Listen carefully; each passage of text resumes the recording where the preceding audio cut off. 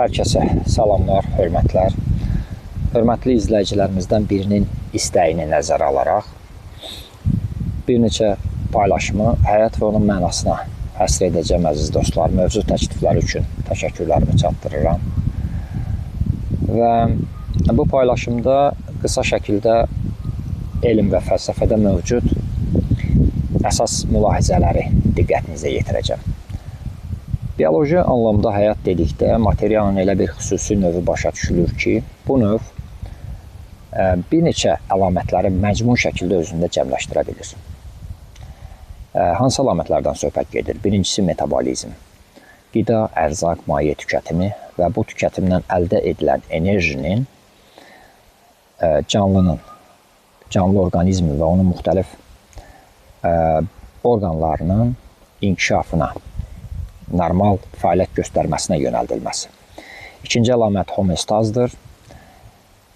Ətraf mühit, xarici təsirlərə baxmayaraq, orqanizmin, canlının xüsusi, unikal mühitinin qorunub saxlanılması.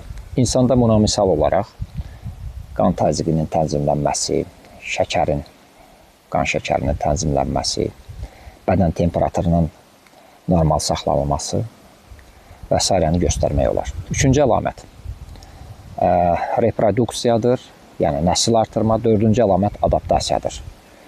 Ətraf mühitə, xarici təsirlərə zaman keçdikcə uyğunlaşma. Təkamül haqqında hər biriniz məlumatlısınız. Fəlsəfədə ekzistensialist yanaşma var. Ekzistensialist nə deyir?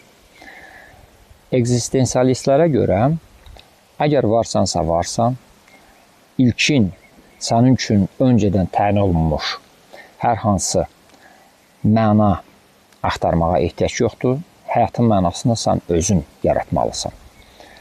Humanizm yanaşması var fəlsəfədə.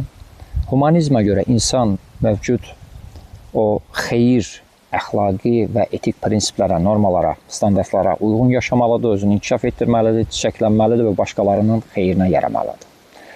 Bir də bilirsiniz, dini yanaşma var. Fövqəladə güclərə, Allaha, Tanrıya xidmət, həyat sınaq müddətidir və həyatın mənası da bu sınaqdan üzü ağ çıxmaqdan ibarətdir.